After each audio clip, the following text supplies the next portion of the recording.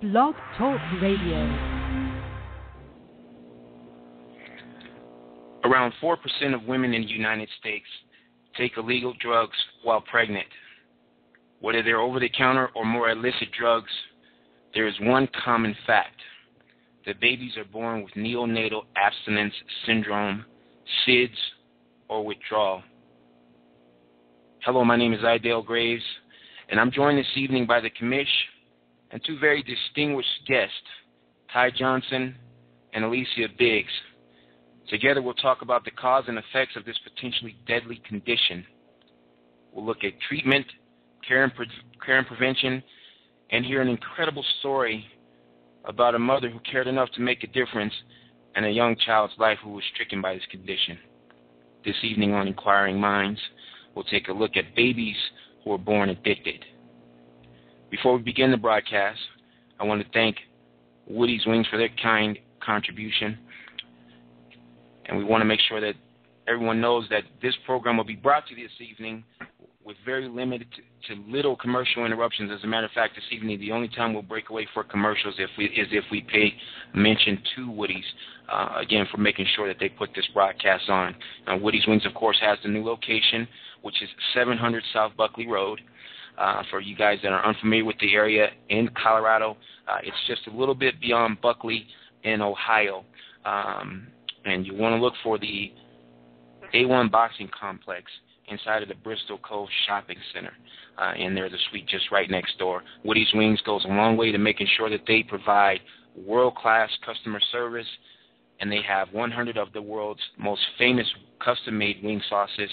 Woody's Wings is our choice, especially for boxing and live sporting events, so we hope that you make it yours. Again, Woody's Wings' new location is 700 South Buckley Road in Aurora, Colorado, and they go a long way to making sure that they do provide the best wings that you could possibly imagine, and also they have a lofty goal of being the best wing establishment in Colorado, and we endorse them, so we hope you guys have an opportunity to do so as well.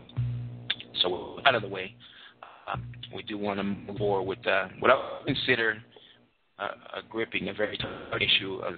May be an issue, but at the end of the day, we want to make sure that we uncover the silver lining that's behind the stories. The idea, first and foremost, is going to be to educate on this very serious and potentially life-threatening condition, not only for the babies but for the mothers that bear the babies as well.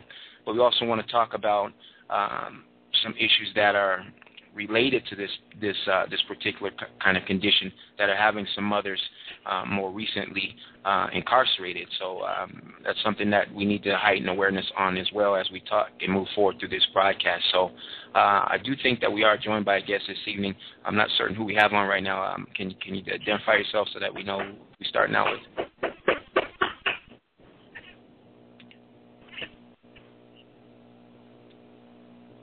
This is Ty Johnson. Ty, good evening. How are you doing? I'm good. How are you? Good. Thank you very much for joining us this evening. I do appreciate it.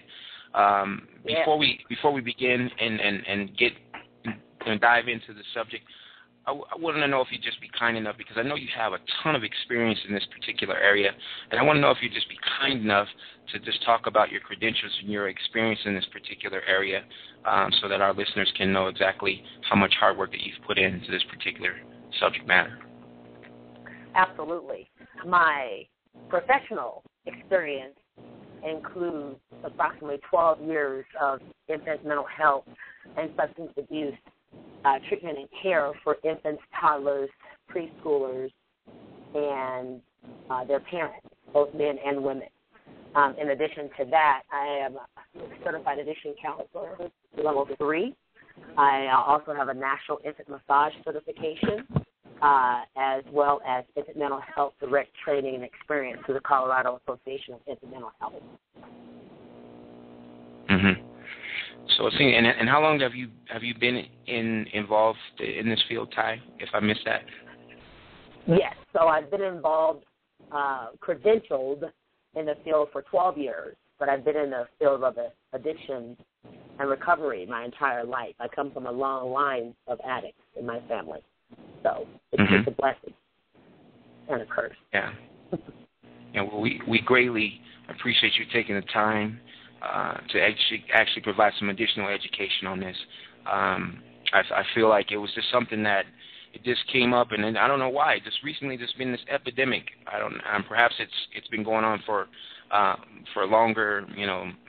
Obviously it's been going on for a long time. There's obviously been a long stretch of babies that are born with addiction. But just more recently, headlines are kind of crazy. Where I just read stories, or I read a story about a woman who's potentially facing a life sentence in Mississippi because it was found after her baby was a stillborn, and they found that after there was an autopsy that they ruled that there was cocaine in the baby's system, and so they basically charged her with a number of felonies, one of which was some reckless endangerment and basically disregarding the life of a stillborn or of an unborn baby.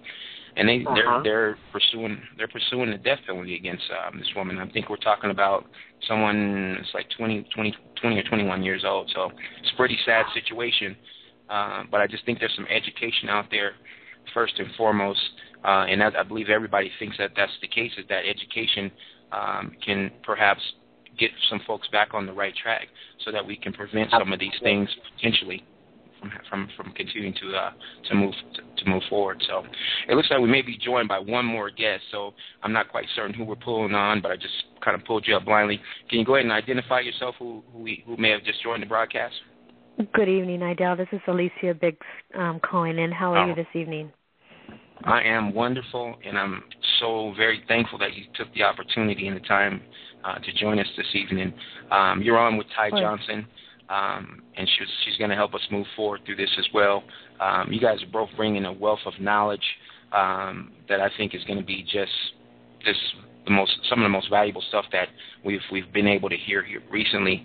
And if only one person out there hears your message this evening, then I think we've done our job.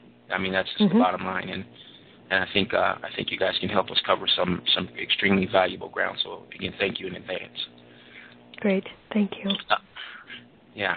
So I guess just starting back as I opened up with the monologue, and I'll just throw this out there. I mean, we're talking about at this stage of the game, there are 4% of women in the United States, 4%, which I think that's a tremendous number if you talk about how many people are in the United States that take illegal drugs while they're pregnant, either over-the-counter drugs, which are just as harmful and more illicit opiate-type drugs. And these drugs are actually creating withdrawal or neonatal abstinence syndrome, or SIDS as more commonly referred to. How do you guys feel about that type of an astonishing percentage after you've heard it, or for that matter, if you haven't heard it for the first time? Well, I've heard, and I've done some research myself, Idale, extremely since I became a foster mom, and my foster daughter has fetal alcohol syndrome. And what I have seen, the withdrawals that she has gone through and the delays that she has in her educational journey, and just her ability to focus and to be able to show love and make connections. I think it's just been devastating to see her have to go through this. And I think what's even worse is that even though she's going through these withdrawals, it's that even her connections with her mom, the bond with her mom, she never received. And so it's really hard for her to bond with other people and try to make those strong relationships that people need to be successful in life. That's so sad. And the syndrome that you're referring to, the fetal alcohol syndrome, I think that some folks feel like that's a completely separate issue, and that their kid would miss the boat and not experience the same type of withdrawals. But there's cause and effect associated with alcohol abuse as well. And some of the things that you just pointed out with the the learning difficulty, and the behavioral issues, those are very common effects that are related to fetal alcohol syndrome, as I was recently researching. Mm-hmm. Mm-hmm. Were there other physical issues? Were there physical issues in terms of malformation, or was it reported that she was smaller in stature, as that was something that was also considered very common with that alcohol syndrome? Most definitely. She's 7 years old and weighs 32 pounds right now. Her head is a lot smaller than the size of most children. You can tell some of the physical aspects of her face. You can tell that are very common with children who have fetal alcohol syndrome. Her mouth and her teeth, the way they're formed, are different, and which, again, can be very difficult for a child who's trying to fit in with other kids, to have so many differences. And as we all know, even though we try to teach kids to be respectful of differences, when a child stands out like that, she gets ridiculed on a regular basis. And so it's been very difficult to build her self-esteem and to keep that self-esteem as she's going through school and trying to figure out and trying to get through some of these challenges, these educational challenges, and these social skills challenges that she has. Ty, with your experience, have you run across this situation very often? Oh, absolutely. FAS, fetal alcohol syndrome, as well as fetal alcohol exposure, is so significant when it comes to general development, physical development, emotional, neurological, you name it. What people in our society do not realize about the effects of fetal alcohol syndrome, it does not just impact the child, but it impacts the entire family, because everyone actually has to learn how to accept the differences, accept the challenges, learn how to work with the different disabilities depending upon how significant they are. So we're not just talking about in the school industry, we're also talking about in the home. And that's, in my opinion, is where we in Colorado need to step up our game, is we really need to invest in not only prevention, but once it has occurred, intervention. And it's imperative to give the families the support, which is why I love my previous work so much, because that was its entire foundation, was about supporting the complete family unit, regardless of who those participants were.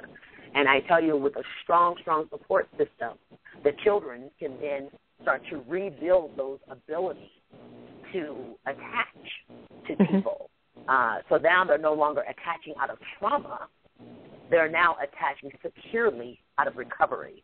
And I know it's hard to believe that a small child of 7 years old can be in recovery, but in essence, she is in recovery. And that's for any child who is going through and growing up now in a stable environment with any type of disability. You're and to that point, absolutely right, Ms. Aliciia. Yes? I'm sorry. And I was going to say, to that point, I was actually going to throw it back to you. You provided, and just knowing who you are, you provide that type of stability and that type of structure that she requires in the environment, in the environment that she's currently in. Can you speak to that as to how it's been beneficial to her in her recovery? This young lady lived with me for 11 months, and during those 11 months, we really worked on building a relationship and trust, and working with the educators that taught her and putting her in the right school.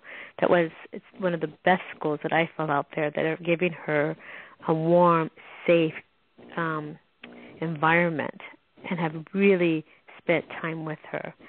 She had blossomed and was beginning to really feel safe in this environment, was connecting and building relationships, and really felt, I think for the first time in her life, that she was loved unconditionally and that she was safe. Sadly to say, she was sent back home 2 months ago.